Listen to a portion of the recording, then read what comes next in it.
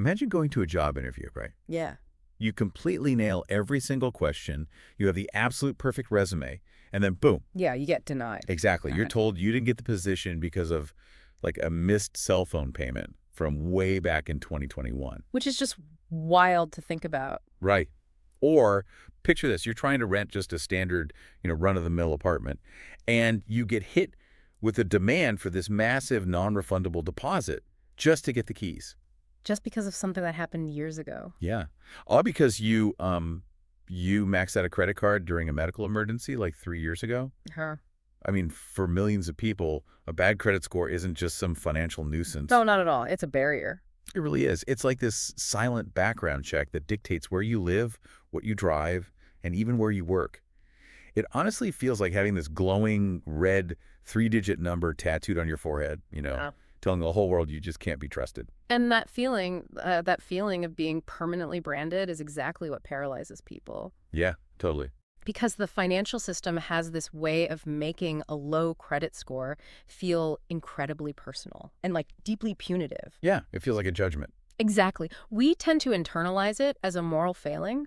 You sit there knowing the actual context. You know that you lost your job or that your car's transmission blew up, and you just feel judged by a system that completely refuses to hear your side of the story. They just don't care. Right, they don't. But to anyone listening right now who is actively trying to dig out of a bad position, someone who is maybe terrified to even open their mail, Yeah. we need to completely reframe this today. Yes, please. Your credit score is not a life sentence. It's really not. It's not a permanent record. What it actually is a living, breathing, mathematical algorithm. An algorithm. Yeah, and algorithms, by their very nature, they can be understood, they can be fed new data, and most importantly, they can be methodically controlled. Okay, let's unpack this because our mission for this deep dive is to take you from that dark place of feeling, overwhelmed and paralyzed and actually build a concrete, actionable financial plan. Step by step. Exactly.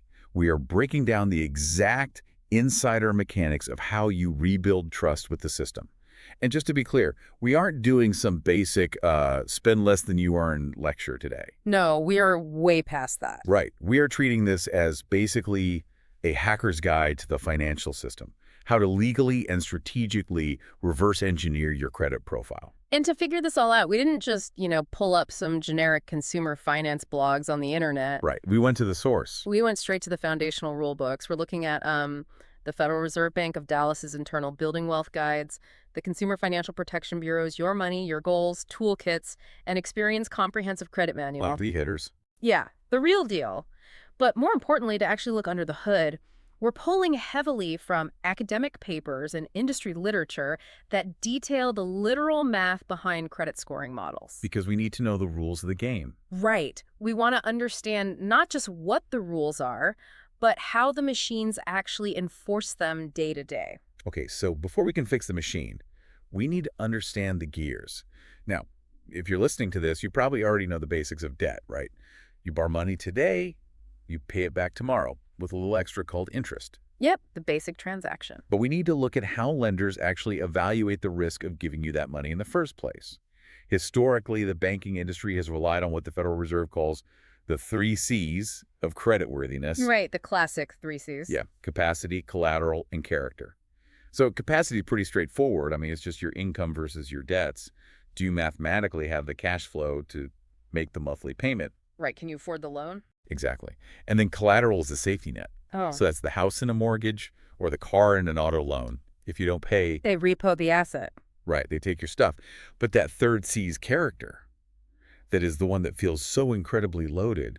And honestly, it's where the entire credit scoring system lives. Enter a highly problematic word, character, just because of its everyday definition. Yeah, it sounds like they're judging your soul. Exactly. But when lenders talk about character, they are absolutely not assessing whether you're a kind person or a reliable friend or a good parent. They are strictly assessing your statistical character. Statistical character. Wow. That fundamentally changes the perspective, doesn't it? It really does. It just strips all the emotion right out of it. Yeah, it is entirely quantitative. The industry defines statistical character as basically your willingness to repay a loan based strictly on historical data. Just the numbers. just the numbers. They look at your credit history, how much you currently owe, your utilization patterns, and the cadence of your payment history. Lenders rely on this massive credit reporting apparatus for one very simple, ruthlessly risk-averse reason: Which is? to avoid lending money to people who are already overextended or who have a demonstrated history of defaulting. I mean, they just need a standardized, emotionless way to gauge risk across millions of consumers simultaneously. And when your statistical character looks bad on paper, the real-world barriers are just immediate. Experience Guide maps this out, and it's this compound effect of financial friction. Oh, it piles up fast. It really does. It isn't just about getting a mortgage for a house. A poor statistical character means having to pay exorbitant deposits just to get your electricity turned on in a new apartment. Yeah, or your water bill. Right. And it means you're charged higher insurance premiums in most states, too, because actuaries have apparently found this correlation between low credit scores and higher insurance claims. You're essentially placed in a completely different tier of the economy. Which is exactly why the system feels like a total trap for someone trying to rebuild. When your credit is poor, existing simply costs more money. It's expensive to be poor. It really is. You pay higher interest rates, which eats up your cash flow, which makes it harder to pay your other bills, which then further damages your credit. It's just a cascading failure. It's like a financial passport. Yeah. If you don't have one, or like if yours is stamped with all these red flags and violations, you literally aren't allowed into certain territories of the economy. That's a great way to put it. Like the land of 0% auto loans or, the territory of rewards credit cards. You are stuck at the border, Yeah. paying massive tariffs just to live your life. And the border guards in this scenario, the lenders, they don't know you. Right. They don't care about your medical emergency. They only care about what is printed in that passport. That analogy holds up perfectly, especially when we transition into how they actually read that passport, because a lot of the paralysis people feel comes from fundamentally conflating two different things. Okay, what are they? The credit report and the credit score. People use the terms interchangeably, but understanding the distinction is the absolute first step in hacking the system. You have to separate your financial DNA from your financial GPA. Okay, let's break that down because I hear those terms mixed up all the time. Your credit report is the DNA. It's the raw sequence of historical events. It's basically a massive database file that lists your current and past accounts, your balances, every single payment you've ever made or missed over the last several years, and any public records like bankruptcies. Yep, it's just raw data. Right, just data sitting on a server at Equifax, Experian, or TransUnion. And then you have the credit score, which is the GPA. The score is that 3-digit number, typically ranging from 300 to 850 in the FICO system, that evaluates that raw DNA and grades it. So it's the output. Exactly. But the crucial insider knowledge here is how that grade is actually calculated. Historically, say, back in the 1950s, if you wanted a loan, you went down to the local bank branch. You wore your best suit. Right. You sat across from a human banker, and they used what was called expert-based scoring. They looked at your ledger, sure, but they also judged your suit. They asked about your family. They considered whether you went to the same church. Wow. Yeah, it was highly subjective and rife with bias. Which is incredibly inefficient if you want to issue like 1 million credit cards across the country in a single month. I mean, you can't have a human banker interviewing every single applicant. Exactly why the industry shifted away from human judgment to strictly statistical algorithmic models, specifically spearheaded by the Fair Isaac Corporation, which, by the way, is where the name FICO comes from. Oh, I always wondered what FICO stood for. Yep, Fair Isaac. Yeah. And the modern credit score operates on a time series analysis framework. Okay, the sources go heavy into this time series concept, but let's translate that into plain English. What does a time series analysis framework actually mean when you apply for an auto loan? Like, what is the math actually doing? Right. So in a time series model, the algorithm isn't just looking at a static snapshot of your finances today. It's actually tracking the trajectory of your behavior over defined intervals of time. So it's more like a movie than a photograph. Exactly. It analyzes your payment history month by month over a span of years. It plots your credit utilization, how close you are to maxing out your cards on a timeline to see if your debt is trending up or down. And then it groups you into what they call scorecards. Scorecards. That's a term you don't really hear on the basic finance blogs. It's a foundational concept in the math, actually. The algorithm basically segments the population. Someone with a 10-year pristine credit history who suddenly misses a payment is placed on a completely different scorecard than someone with a 1-year history who misses a payment. Oh, interesting. So it compares apples to apples. Yes, the algorithm compares your time series data against millions of other people on your specific scorecard to predict one very specific metric. What's the metric? The statistical likelihood that you will become 90 days past due on any credit obligation within the next 24 months. Wow. Yeah, that is all a credit score is. It's just a 24-month predictive risk probability. And here's where people get incredibly frustrated. Because the algorithm is purely mathematical, it is entirely agnostic. It is completely blind to context. Right. I mean, the algorithm doesn't know your company downsized, doesn't know your child was in the hospital and you had to put the medical bills on a visa just to get through the month. It only processes the raw data point payment missed 30 days late, balance increased by $5,000. Which is exactly why it feels so punitive. The system is unyielding. And this is key, that rigidity is exactly what makes it exploitable. Okay, say more about that. Well, if you understand that it is just a mathematical formula processing data points, and you know what data points the formula rewards, you can purposefully manufacture and feed it those exact data points to manipulate the output in your favor. But let's pause right there, because I think there's a huge psychological barrier to even looking at the data. I've heard my entire life that checking your credit hurts your score. Oh, yeah. So if a listener wants to reverse engineer their credit, but they're terrified that pulling the report will drop their score another 10 points, they're paralyzed. Mathematically, why would checking your own report hurt you? It wouldn't. And it doesn't. That is probably one of the most pervasive, damaging myths in personal finance.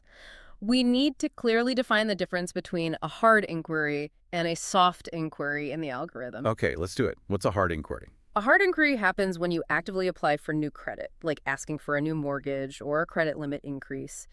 The lender pulls your report to make a decision. The algorithm flags this because seeking new credit mathematically correlates with higher risk. So it looks desperate. Exactly. If you apply for 5 credit cards in a single week, the algorithm assumes you are desperate for cash and your score drops. That actually makes sense when you consider the predictive 24-month risk.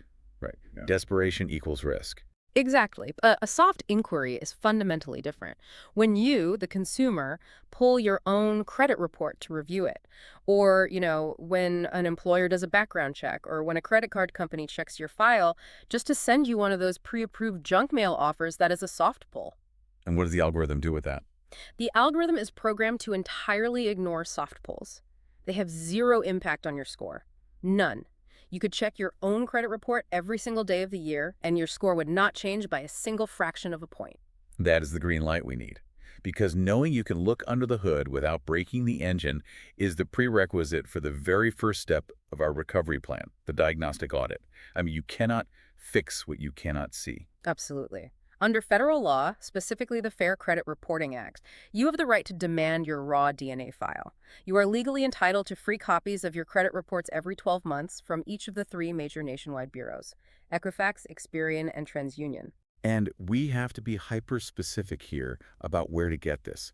Do not, under any circumstances, just Google free credit report. Oh, no, please don't. You will be bombarded by these scammy websites with catchy jingles that promise a free report but bury a $25 a month subscription fee in the fine print. The sources are absolutely unanimous on this. AnnualCreditReport.com is the only federally authorized central portal. Now, once you are on AnnualCreditReport.com, the strategy really matters. Most people assume they should download Equifax, Experian, and TransUnion all on the exact same day, look at them, and then wait 365 days to do it all again. Which seems logical. It does. But if you are in the rebuilding phase, the CFPB toolkit outlines a much more tactical approach. You use the staggering method. Staggering the reports. Okay, how does that work in practice? You basically spread the 3 reports out over the course of the year. You pull Equifax in, say, January. 4 months later, in May, you pull Experian. 4 months after that, in September, you pull TransUnion. By staggering them, you're effectively creating your own free, year-round credit monitoring service. I'd argue it's even more powerful than a paid service, because you're getting the raw, unfiltered data straight from the source. But wait, what happens if the bureaus conflict? Like, let's say you pull Equifax in January, and it shows a paid-off car loan, but you pull Experian in May, and it says that same car loan is in default. Don't you need to see them all at once to spot the discrepancies? It's a really great point. And the thing is, the 3 bureaus are competitors. They do not share data with each other. Really? They don't talk at all? Nope. A lender might report your payment history to TransUnion, but completely ignore Equifax. So discrepancies are actually incredibly common. If you are starting this rebuilding journey for the very first time and you suspect your file is just an absolute mess, pulling all three at once for a baseline audit is definitely a smart initial move. Okay, that makes sense. But once you have your baseline, you shift to the staggering method to sort of monitor the progress of your rebuilding efforts throughout the year. Got it. Let's walk through that baseline audit. You download the report, and it looks like a wall of terrifying bureaucratic text, but you could really break it down into 4 manageable sections. Right. First is the header information. This is your name, social security number, past addresses, and employment history. And do not skim this section. It seems mundane, but it is actually the canary in the coal mine for identity theft or mixed files. The credit bureaus use automated matching algorithms to attach incoming data to your file. So it's just computers matching things up. Right. And if you have a common name, like John Smith, and you see an address in a state you've never lived in on your header, it is highly, highly likely that another John Smith's bad debt is being mistakenly merged into your raw DNA. That is terrifying. Okay, so the second section is public records. This is the heavy artillery. Bankruptcies, civil judgments, tax liens. The rules for how long these haunt your file are dictated by federal law. Like, a Chapter 7 bankruptcy will stay on your public record for up to 10 years. Civil judgments generally stay for 7 years. Exactly. And then the third section is collections. This occurs when you default on an original lender, say a $500 hospital bill, and after a few months of trying to collect, the hospital just writes it off and sells the right to collect that debt to a third-party collection agency for, like, pennies on the dollar. And the final section, which really makes up the bulk of the report, is your credit account information, sometimes called trade lines. This lists every credit card, auto loan, and student loan you have.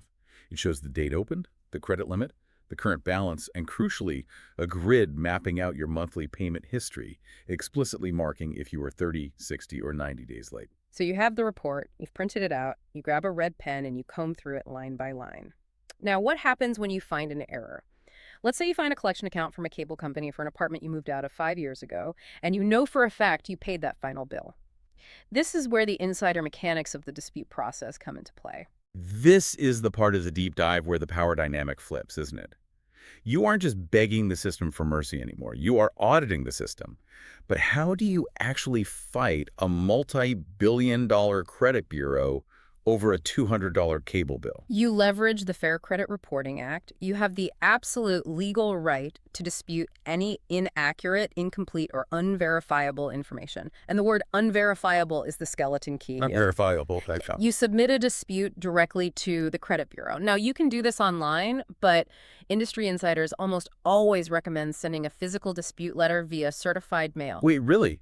Why physical mail? Yeah. In the digital age, clicking a button on their website just seems so much faster. It is faster, but it's worse for you because of how the bureaus process disputes. When you dispute an item, the bureau doesn't have a human investigator call up the cable company to chat about your account. That would cost too much money. Right. They use a massive automated system called eOscar. eOscar. Yeah, the online solution for complete and accurate reporting. Okay, eOscar. We're getting into the real machinery now. Yeah. When you click a dispute box online, you're basically forcing your complex, real-world problem into a 2-digit dispute code. eOscar takes that simple code, sends it to the lender, and just asks, is this correct?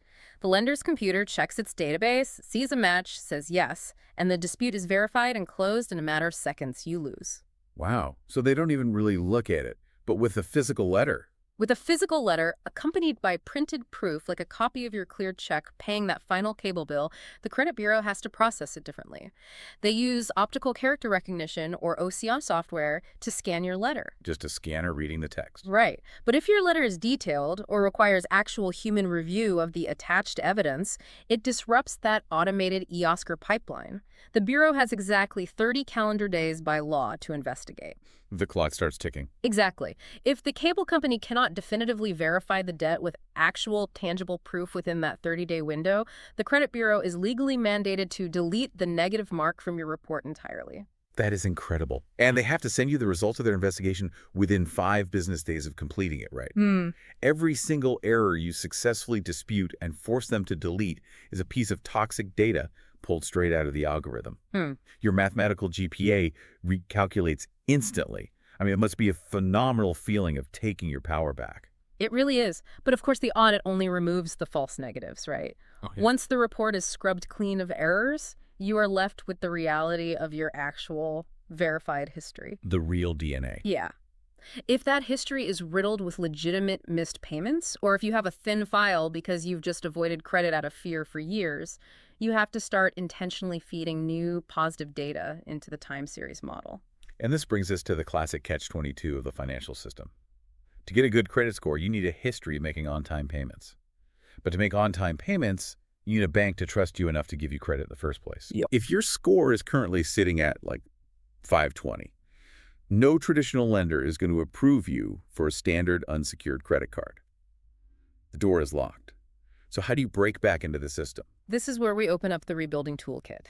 The financial industry has actually engineered specific products tailored exactly for this catch-22. The most fundamental and reliable tool is the secured credit card.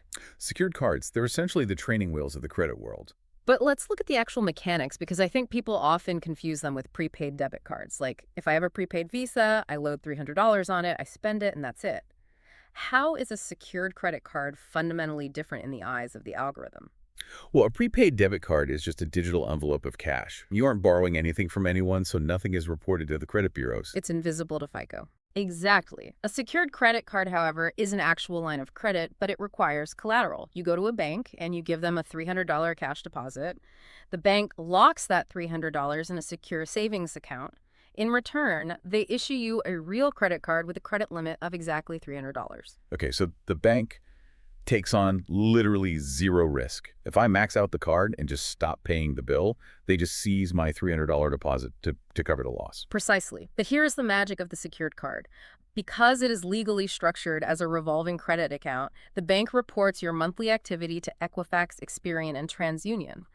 And the FICO algorithm is blind to the fact that the card is secured by your own money. It doesn't penalize you for using training wheels. It only sees the time series data. An account is open, the balance is low, and the payment was made on time this month.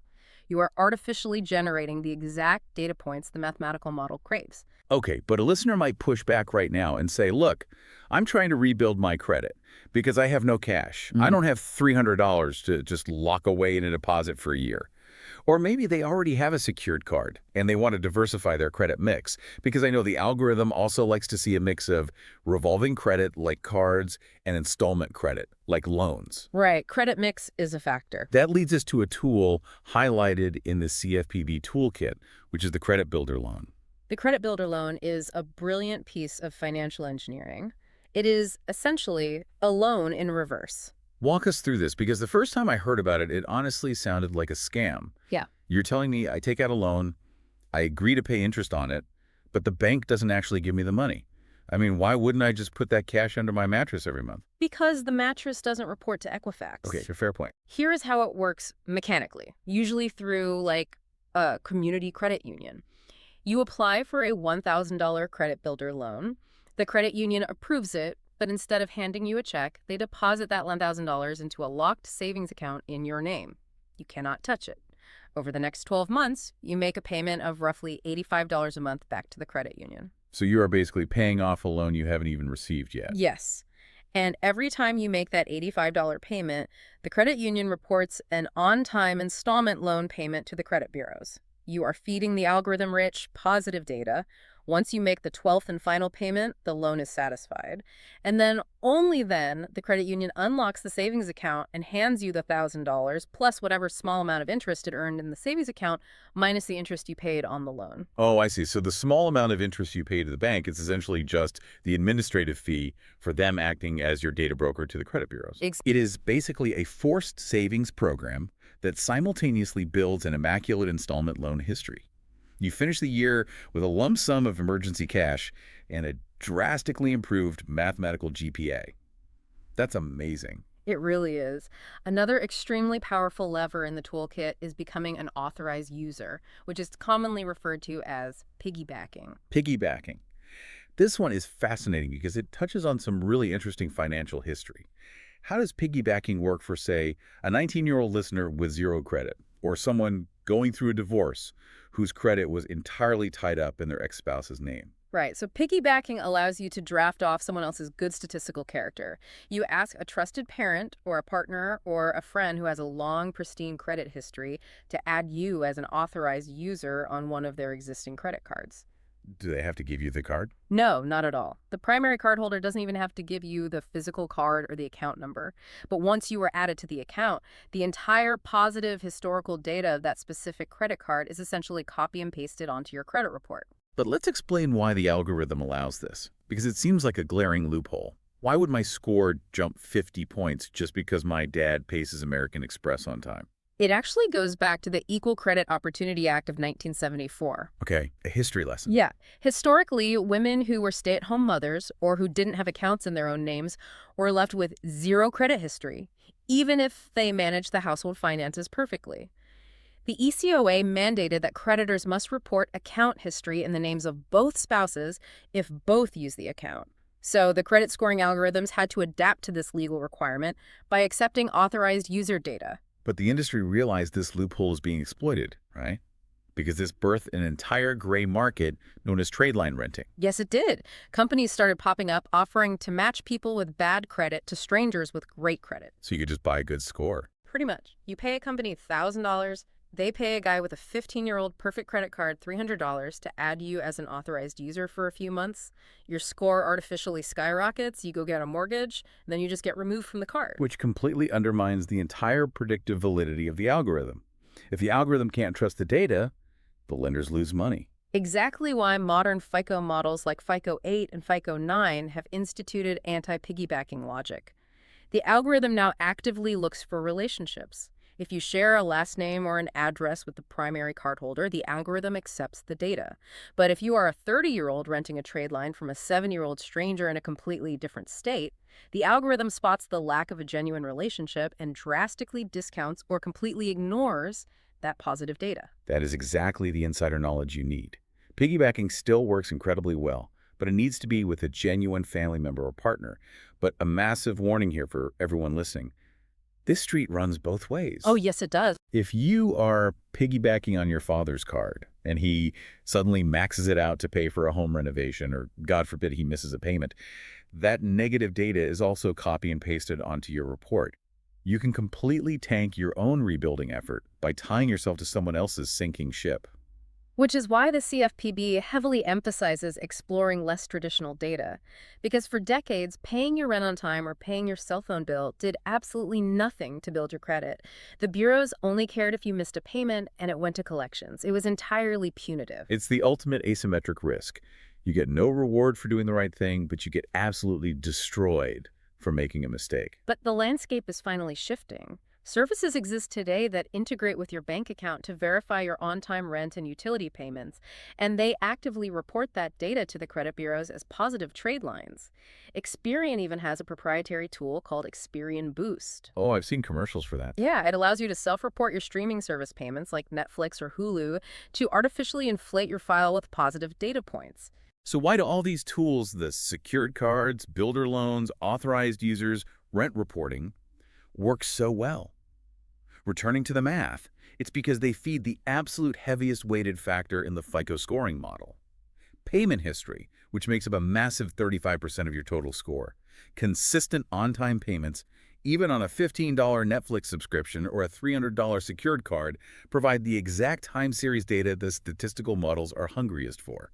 But we really need to pause here. We have to contrast these legitimate math-based rebuilding tools with the massive predatory red flags lurking in the industry. The dark side of credit repair. Yes, Experian's guides and the CFPB toolkits explicitly and repeatedly warn against credit repair agencies. Oh, we've all heard the late-night radio ads, right? Yeah.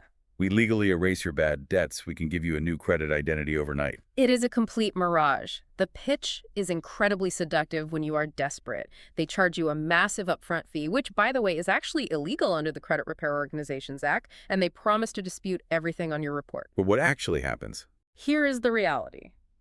If negative information on your report is accurate and current, meaning you truly did default on that auto loan 3 years ago, no lawyer, no agency, and no magic trick can legally force a credit bureau to remove it. In fact, the bureaus will actually flag disputes coming from known credit repair agencies as frivolous and refuse to even process them through the eOscar system, right? Exactly. They just throw them out. But it gets worse. Some of these fraudulent agencies will advise you to stop paying your current active bills. Wait, really? That sounds like terrible advice. It is. They tell you to put that money into a so-called escrow account they control, claiming they will use it to negotiate lump sum settlements with your creditors later. Oh my God. Meanwhile, you are actively defaulting on your current debt, your credit score's free-falling into the 400s, and the agency is draining your escrow account with administrative fees. That is just predatory. But let's pivot to a very real scenario, though. We've talked about these great tools for someone who has maybe a few old mistakes and needs to rebuild. But what if a listener is in the trenches right now? Right, an active crisis. What if they are so overwhelmed by current crushing debt that they can't even afford the minimum payments on a secured card? I mean, getting a credit builder loan sounds completely absurd when you're drowning in $25,000 of high-interest credit card debt. That is a critical distinction. If you are actively drowning, you do not need a new credit product. You do not need a secured card. You need a structural intervention. The sources outline a specific protocol for this, the Debt Management Plan, or DMP. Okay, so how does a legitimate DMP differ from the escrow account scams we just talked about? A DMP is facilitated by a legitimate nonprofit credit counseling agency, usually accredited by the National Foundation for Credit Counseling. You sit down with a certified counselor, and they do a comprehensive audit of your cash flow. If a DMP is appropriate, the counselor acts as an intermediary. Between you and the banks? Yes. They have pre-established agreements with almost all major credit card issuers. The counselor negotiates directly with your creditors to waive penalty fees and drastically reduce your interest rates, sometimes from 25% down to 8% or even lower. But you still owe the original principal amount, right? You aren't settling the debt for pennies on the dollar. Correct. You repay 100% of the principal you owe, but instead of juggling 5 different credit card bills with suffocating interest rates, you make one single consolidated monthly payment directly to the credit counseling agency. They then disperse the funds to your creditors based on the negotiated schedule. Okay, and what does entering a DMP do to the Sagrid credit score? Let's look at the math. Entering a DMP does require you to close the credit card accounts included in the plan. And mathematically, closing accounts hurts your credit utilization ratio, which can cause a temporary drop in your score. Furthermore, the creditors will add a specific notation to your credit report indicating the account is managed by credit counseling. So it's a red flag for the algorithm. Historically, yes, but modern FICO algorithms actually ignore the DMP notation itself. The score drop comes purely from the closed accounts and the utilization metrics. But here is the strategic reality. If you are drowning in debt, your score is already tanking from high utilization and missed payments anyway. Right. The DMP stops the bleeding, it stops the late fees, it stops the collection calls, and it puts you on a structured, mathematically sound 3 to 5 year path to being completely debt-free. Taking a 30-point hit to your score today to guarantee a debt-free future in 4 years is a strategic retreat to win the war. That is such a vital reframing. Yeah. It really is. Okay, this has been a phenomenal foundation. We understand the algorithm's time series math. We know how to audit the raw DNA and manipulate the eOscar dispute system. We have the secured cards, the builder loans, and the DMPs in our toolkit. Now it is time to build the master plan. We are going to synthesize all of this into a concrete, actionable financial checklist with strict guiding principles and timelines. All right, let's do it. Guiding principle number 1, master the math of utilization. We know payment history is 35% of your score. The second heaviest factor, coming in at 30%, is your credit utilization ratio. Utilization is incredibly sensitive and highly volatile. How does it calculate? It is simply the total amount of revolving credit you are currently using divided by the total amount of credit you have available across all cards. So if I have a single credit card with a $1,000 limit and the statement balance is $500, my utilization ratio is 50%. Exactly. And the algorithm absolutely despises high utilization. The predictive models show that individuals who max out their available credit are exponentially more likely to default in the next 24 months. The industry standard, universally agreed upon in our source materials, is the 30% cliff edge. You must keep your balances below 30% of your available limits at all times. The 30% cliff edge. Yeah. Let's dig into why 30% is the magic number. It isn't just arbitrary, right? FICO's historical data mapping shows that once a consumer crosses that 30% threshold, the statistical probability of a missed payment begins to curve upward sharply. So on that $1,000 card, if your balance hits 301, the algorithm triggers a penalty and your score drops. And honestly, if you want to optimize for the highest possible score, the true insider hack is keeping utilization under 10%. But 30% is the absolute red line. Guiding principle number 2, micro habits. Understanding the 30% math is one thing, but actually executing it requires behavioral change. If you are rebuilding with a secured card that only has a $300 limit, your 30% red line is just $90. You can blow past that with one single trip to the grocery store. That is so true. It's too easy. The CFPB suggests implementing structural micro-habits to protect your utilization. And the most effective one, pay cash or use a debit card for every single purchase under $20. I think this rule is brilliant because it directly addresses the psychology of spending. It is just so frictionless to tap a credit card for a coffee or a fast food lunch or a quick subscription. Suddenly, those invisible $5 and $10 charges aggregate to $150, and you've accidentally destroyed your utilization ratio without buying anything substantial. By forcing a cash or debit friction point for small items, you protect your credit line from death by 1,000 cuts. Well said. Guiding principle number 3, automate your success.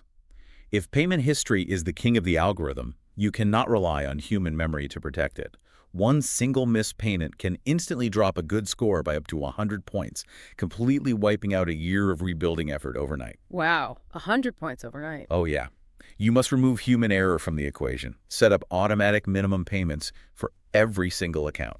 And the CFPB offers an incredibly underutilized pro tip for automation here. You can actually restructure your financial calendar. Let's say your rent is due on the 1st, your car payment is on the 5th, and your credit card is due on the 10th.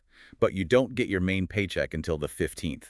You are structurally set up for cash flow failure. We're fighting the calendar instead of the math. Exactly. But what most people don't realize is that credit card due dates are not mandated by federal law. They are entirely arbitrary. You can call your credit card issuer and simply say, I want my monthly due date moved to the 18th. The massive majority of lenders will accommodate this instantly. You align your due dates to fall 3 days after you receive your income. You automate the timing so you never find yourself with a bill due and no cash in the checking account.